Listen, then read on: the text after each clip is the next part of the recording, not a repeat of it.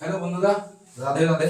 তাহলে আচ্ছা, তাহলে দেখো আমরা এই যে কোনো বহুভুজের কি করে ডায়াগোনাল গুলো বের করব, কতগুলো ডায়াগোনাল আছে যে কোনো বহুভুজের নাম্বার অফ ডায়াগোনাল। ওকে, দেখো কি করে ত্রিভুজের ডায়াগোনাল নেই কোনো, কতগুলো? Zero, number of diagonal zero. আর একটা কত রেক্ট্যাঙ্গেলের কত হবে? রেক্ট্যাঙ্গেলের ডায়াগোনাল দুটো। কি করে ডায়াগোনাল দুটো হচ্ছে? এই যে দেখো দুটো ডায়াগোনাল হয়েছে, দুটো ডায়াগোনাল। আচ্ছা, পেন্টাগনের কতগুলো হচ্ছে? পেন্টাগনের 5টা। আচ্ছা, হেক্সাগনের কতগুলো হচ্ছে? হেক্সাগনের 9টা। আচ্ছা, অক্টাগনের কতগুলো হচ্ছে? না 14টা। আচ্ছা, অক্টাগনের কতগুলো হচ্ছে? না 20টা। ওকে, 20।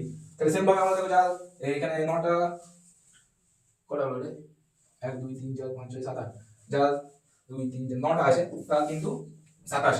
আচ্ছা, যা 10টা আছে ডেকাগন তার কিন্তু 35। ঠিক আছে, তো 12টা বাহু আছে, এটা হচ্ছে 54টা ডায়াগোনাল আছে। তো এগুলা কি করে বার করছি? এত স্পিডে কি করে? এটা 0, এটা 2, এটা 5, এটা 9, এটা 14, এটা 20, এটা 27, এটা 35, এটা 54 বেরিয়ে গেল। তার জন্য একটা ছোট্ট সূত্র আছে, ঠিক আছে, যে how to find the number of diagonal in a polygon. তো সেটা ছোট্ট সূত্রটা কি, চলো লিখছি সূত্রটা। এটা হচ্ছে মানে আমরা যে কোনো পলিগনের ছবি না এঁকে, ঠিক আছে, ছবিতে এরকম করে ডায়াগোনাল গুলো না এঁকে কিভাবে যে কোনো পলিগনের ডায়াগোনাল নাম্বার অফ ডায়াগোনাল বার করতে পারবো, সেটা আমরা একটা ছোট্ট ট্রিক শিখবো, একটা ছোট্ট সূত্র শিখবো। সেই সূত্রের মাধ্যমে আমরা বের করে দেখাবো যে কিভাবে এরকম করে ছবি না এঁকে আমরা ডায়াগোনালটা বের করে দিচ্ছি। যে আমাকে যদি 50টা বলে, একটা পলিগন আছে যার সাইড মানে বাহু সংখ্যা 50, তাহলে তার ডায়াগোনাল কতগুলো হবে সেটা কিভাবে বের করবো, তার একটা ছোট্ট সূত্র আছে। তো এগুলো ক্লিয়ার করে পরে আমি সূত্রটা দিয়ে পরে আসছি যে কিভাবে আসছে। চলো শিখবো। বাহু সংখ্যা জানা থাকে তাহলে তার কতগুলো কর্ণ হবে সেটা বের করা শিখবো, ঠিক আছে। তো সেই সূত্রটা হচ্ছে আমি লিখছি। হ্যাঁ, প্রথমে সূত্রটা লিখি। ওকে, যে বহুভুজ, যে কোনো বহুভুজ যদি n সংখ্যক বাহু হয়, একটা বহুভুজের যদি n সংখ্যক বাহু হয়, তাহলে তার কর্ণ বের করার সূত্র কি হবে না, n ইনটু, কালারটা চেঞ্জ করে দিই একটু,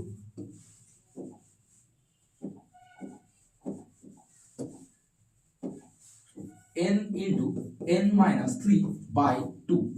এই সূত্রটা দিয়ে পরে আমরা এখানে যে কোনো বহুভুজ তার বাহু সংখ্যা যটাই থাকুক আমরা বের করতে পারবো। কিভাবে? দেখো, যদি ত্রিভুজ হয়, ত্রিভুজের ক্ষেত্রে স্যার কি করে তাহলে বের করবো? ত্রিভুজের যেহেতু 3টি বাহু, তাহলে আমি এখানে লিখতে পারি 3 ইনটু 3 মাইনাস 3/2 সমান আমার কত দেবে? 0। আচ্ছা, চতুর্ভুজ, ঠিক আছে, আয়তক্ষেত্র কত হবে চতুর্ভুজের? 4 ইনটু 4 মাইনাস 3/2 ইকুয়াল টু কত দেবে? এখান থেকে 4 ইনটু 1 2, 2 এ 4, তাহলে এখান থেকে 2। ওকে, এরপর পঞ্চভুজের ক্ষেত্রে কত পাবো? 5 ইনটু 5 মাইনাস 3/2 সমান কত পাবো? 5 ইনটু 2/2। তাহলে এখানে কতগুলো পেলাম? 5টা। তাহলে সেম ভাবে হেক্সাগনের ক্ষেত্রে আমরা কত পাবো? হেক্সাগনের ক্ষেত্রে 6 ইনটু 6 মাইনাস 3/2 ইকুয়াল টু 2 3 এ, তাহলে এখান থেকে আমরা পেলাম 3 ইনটু 3 ইকুয়াল টু 9।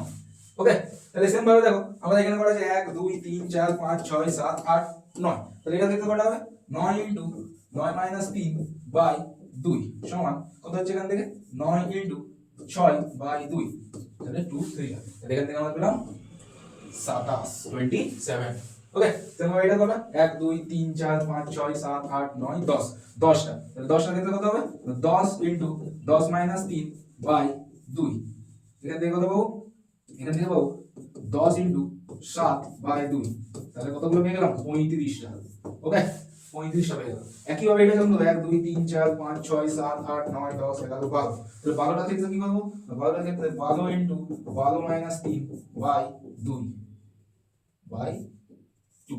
তো 2 দিয়ে যখন কাটবো তখন এখানে 2 6, তাহলে এখান থেকে পেয়ে যাবো 6 ইনটু 9 বাই কিছু না, তাহলে এখান থেকে 9 6 54টা। ওকে, তো এরকম ভাবে বার করবো। সেভাবে এটাও পেয়ে যাবে 1 2 3 4 5 6 7 8টা আছে, 8টা আছে অক্টাগন, তাহলে 8 ইনটু 8 মাইনাস 3/2 সমান কত হয়ে যাবে?